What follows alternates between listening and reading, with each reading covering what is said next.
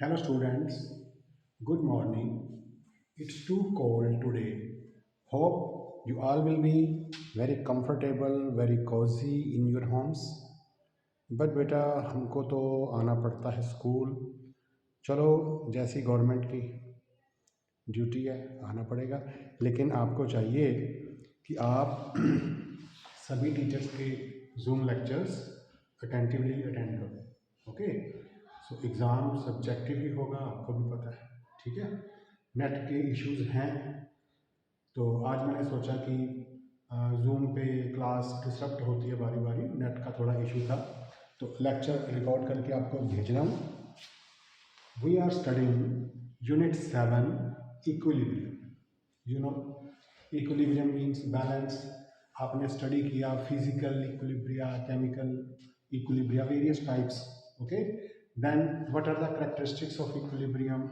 Then हमने law of mass action पढ़ा और उसको मॉडिफाई कर दिया लॉ ऑफ इक्विलिब्रियम में। ठीक, K P K C equilibrium constant in terms of concentration pressure बना लिया। उसके न्यूमेरिकल्स बहुत सारे सॉल्व किए, बहुत से बच्चों ने प्रॉब्लम्स भी डाउट सेक्शन लगवा के की हैं, 1 to 1 भी की हैं। ठीक, और देन हमने एसिड बेस थ्योरीज पढ़ी थी। ठीक है, ये एक टॉपिक हमारा बीच में स्किप हो गया है। This is very important topic, it is called Le Chatelier's principle. So what is Le Chatelier's principal?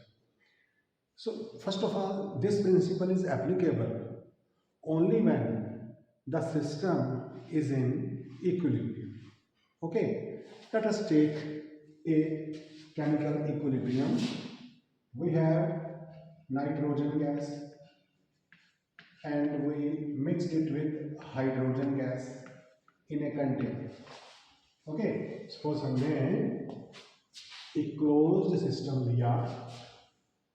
ठीक, इसमें हमने N2 गैस पुट कर दी, H2 गैस पुट कर दी, सूटेबल कंडीशंस प्रोवाइड कर दी।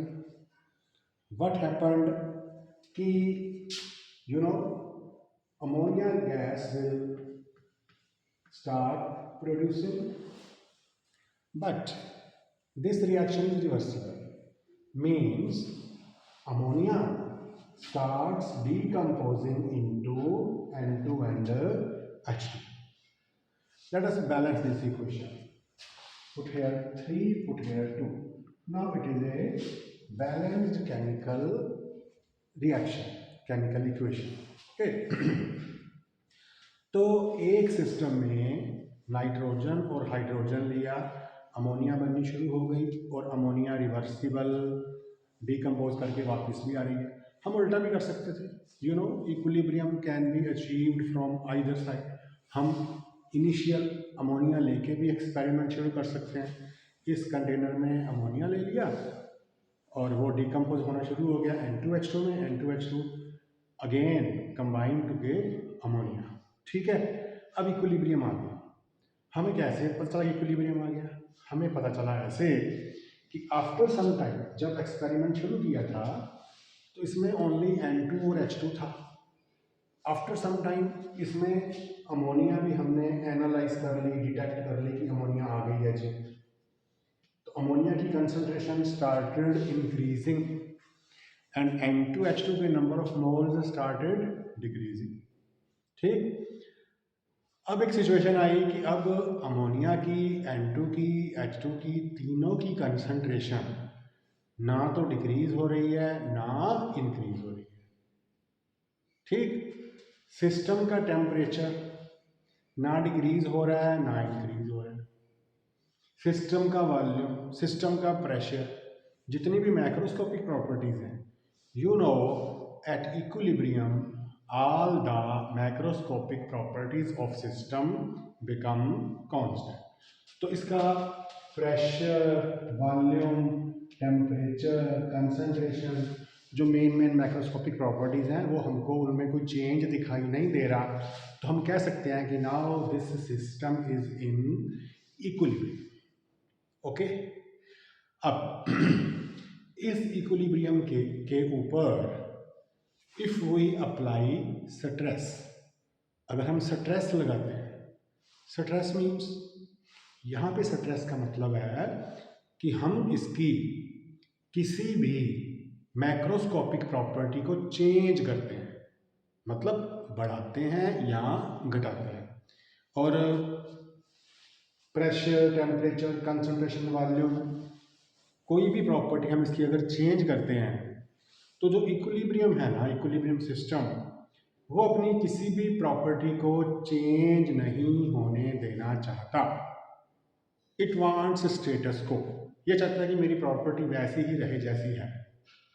ओके, तो अगर प्रॉपर्टी वैसे रखनी है तो क्या करना पड़ेगा, इक्विलिब्रियम को शिफ्ट होना पड़ेगा, फॉरवर्ड में या बैकवर्ड में।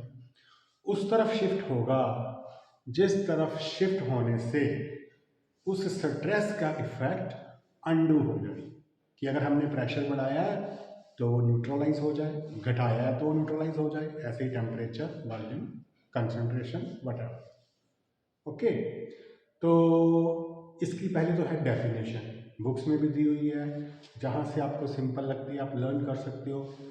मेरे से पूछोगे तो you can note down, notebook पे लिख लो।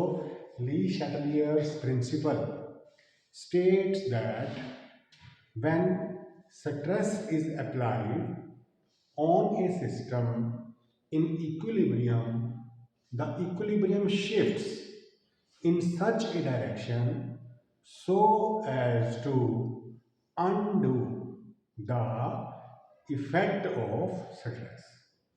ये लिख के एक सेपरेट लाइन में लिख लो कि stress means change in macroscopic property like pressure, volume, temperature, concentration। Okay, so this is it, this is Le Chatelier's principle. अब हम इसको एक्सप्लेन करते हैं। इसका subjective question, conceptual question often exam में होता है।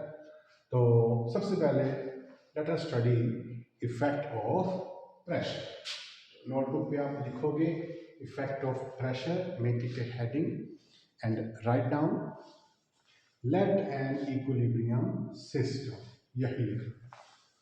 तो इक्विलिब्रियम सिस्टम मीन्स कि अब इसका प्रेशर ना घट रहा है ना बढ़ रहा है, ठीक है।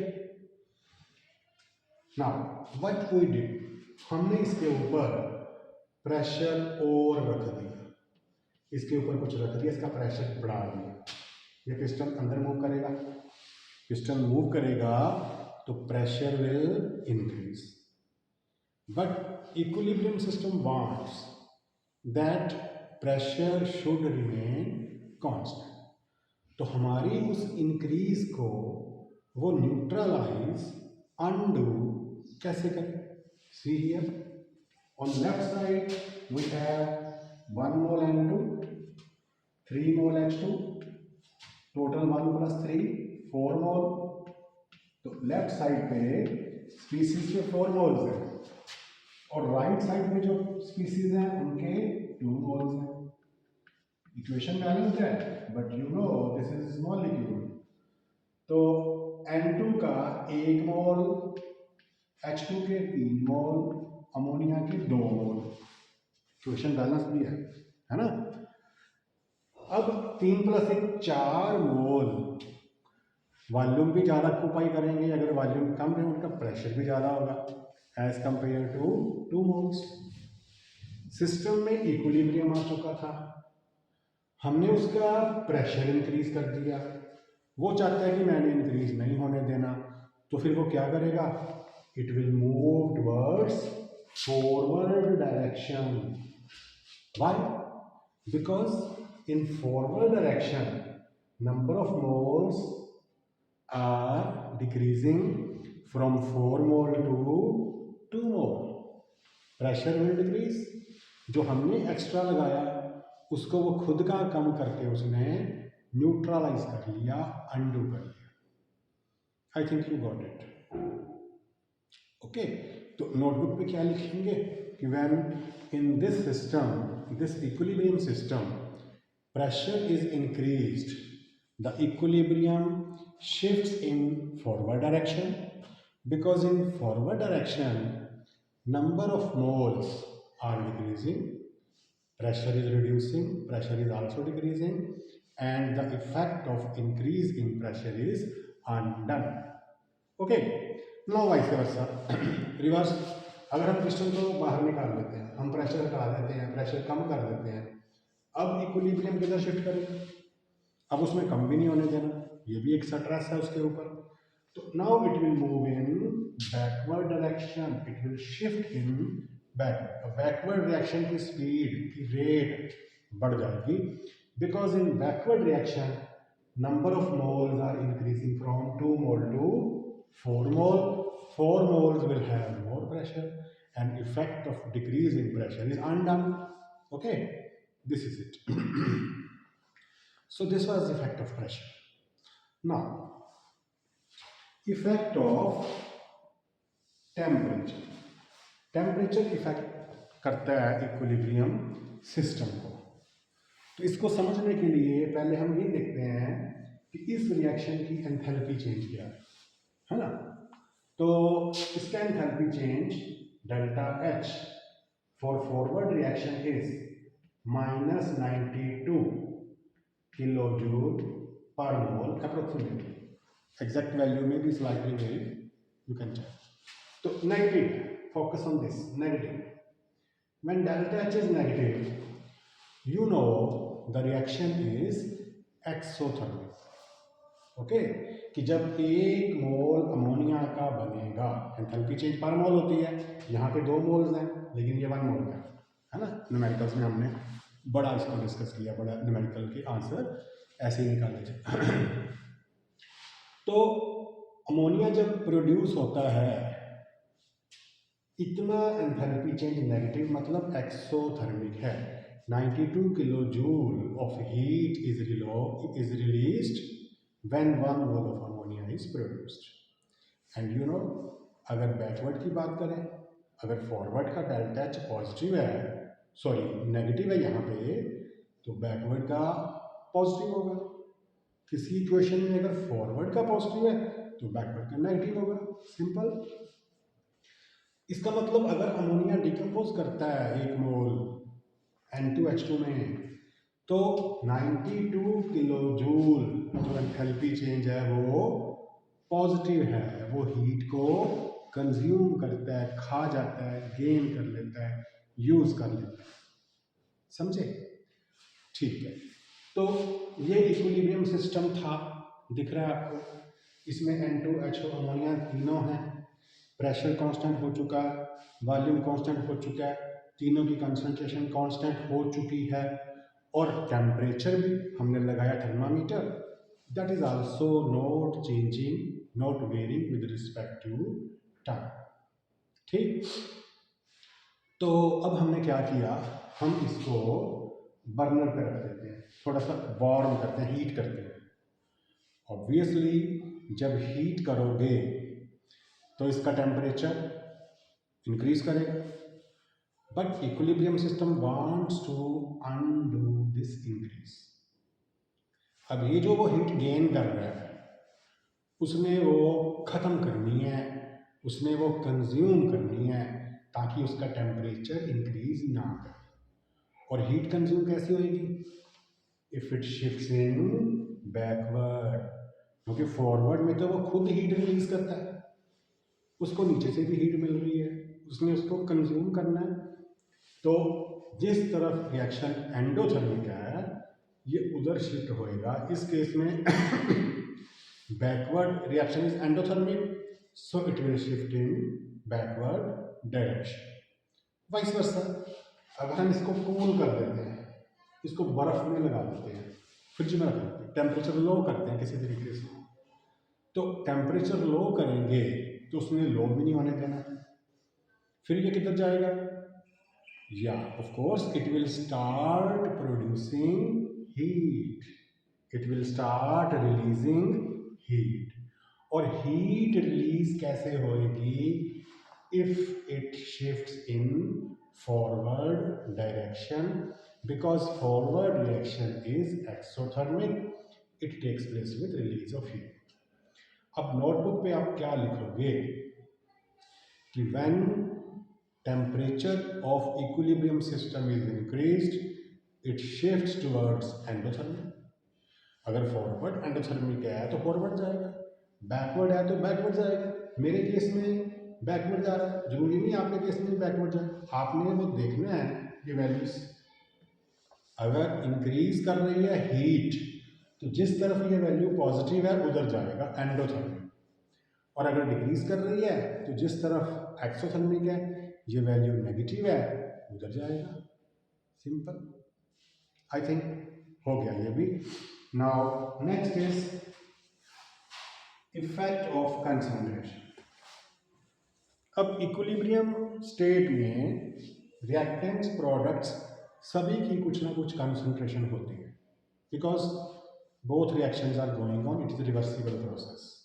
ठीक, तो क्या हुआ कि अगर सपोज करो इसको खोल के मैं इसमें थोड़ी सी अमोनिया और डाल दिया, अमोनिया और डाल देते हैं थोड़ी सी।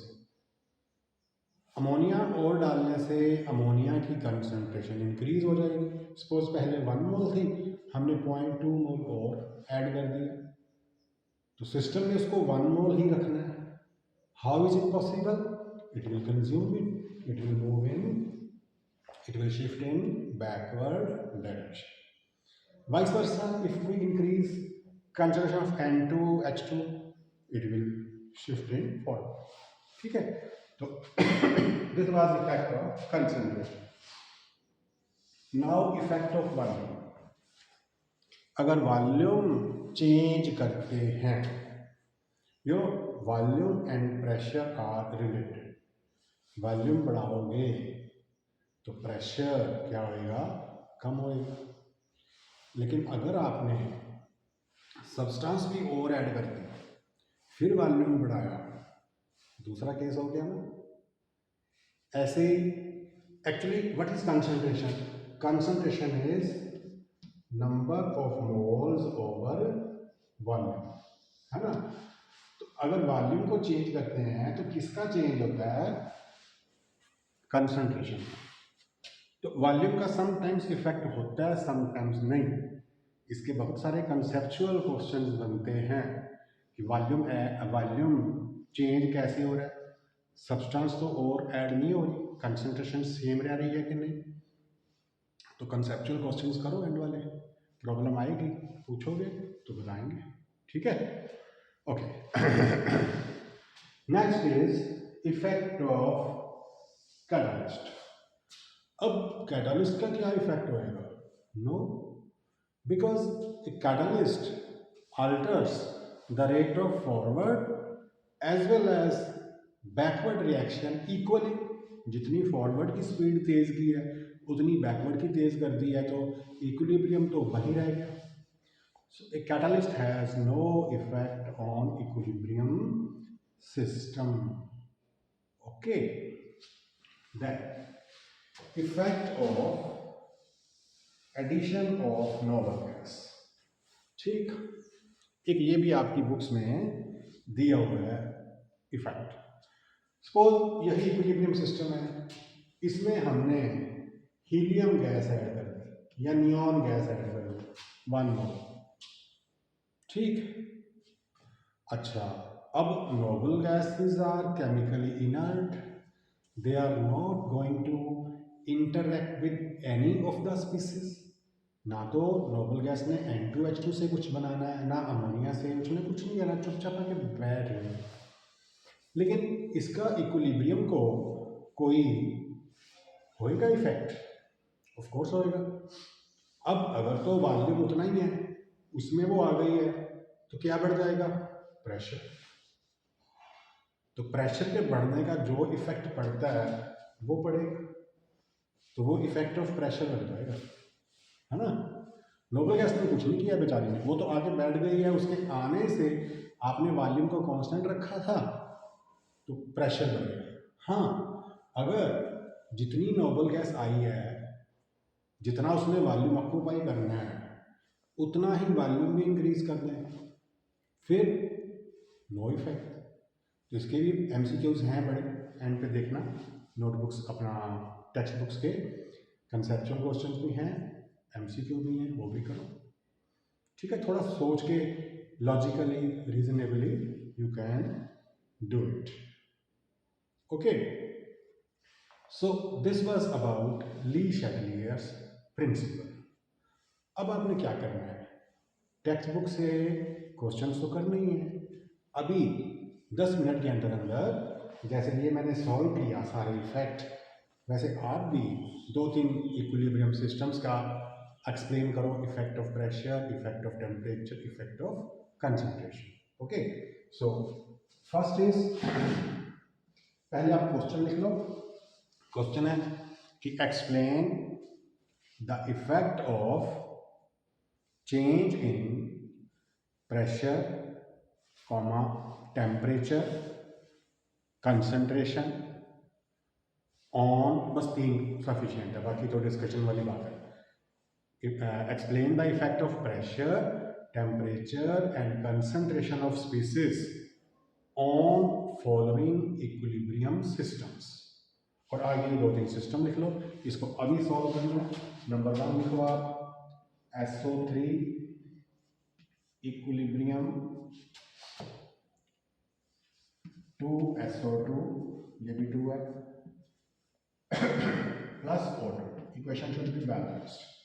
और इसका एंथैल्पी चेंज है पॉजिटिव एक्स, एक्स की वैल्यू मैटर नहीं करती जितनी भी हो, ठीक है, पॉजिटिव नेगेटिव वैल्यू मैटर करती है।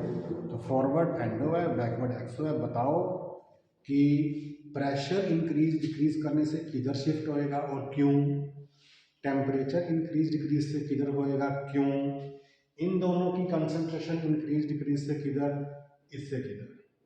नोटबुक पे लिखो, लिख के if you feel like sending to me, you can, I will be pleased to check it। okay, then second is H2 plus I2 equilibrium 2HI, और इसका डेल्टा H है negative something, negative Y कर लो, value matter नहीं करती, आपको पता है। अच्छा भाई, अगर तो हम रिएक्टेंट्स प्रोडक्ट दिखा के ये रिएक्शन बना देते हैं, इसको बोलते हैं chemical equation, you know. And when a chemical equation is supported by enthalpy change also, अगर केमिकल इक्वेशन के एंड पे एंथैल्पी चेंज भी दिया होता हो, तो फिर उस केमिकल इक्वेशन को बोलते हैं थर्मोकेमिकल इक्वेशन। पढ़ा आपने 11th में, है ना, फर्स्ट चैप्टर में, सॉरी 11th में ही हो अभी आप, फर्स्ट चैप्टर में आपने पढ़ा था। थोड़े दिनों बाद 12th में हो जाओगे घर बैठे बैठे, है ना। चलो एक और लिख लो, PCl5 equilibrium PCl3 plus Cl2, ये सभी गैसेज हैं। All equilibria are gases, all species are gases. Because ये मैं क्यों कह रहा हूँ, क्योंकि गैस लिक्विड सॉलिड वेरी करता है, हमने रूल्स लिखे थे। तो ये मान लो कि जितनी भी स्पीसीज हैं इस बोर्ड पे वो सारी गैस है, ठीक। चलो आज आपने ली शैटलियर्स प्रिंसिपल का पूरा टॉपिक कर लिया, तो ये काम ख़त्म नहीं हुआ, काम शुरू हो गया। अब आपने टेक्स्ट बुक से, किसी भी बुक से, किसी भी आपके पास जो भी असाइनमेंट है वो करो, एमसीक्यू करो, सब्जेक्टिव करो, then let us take a discussion session, problem solving session. Okay, तो वो बता देना कब प्रॉब्लम्स करनी है, वो हम जूम पे कर लेंगे। Okay, goodbye, thank you.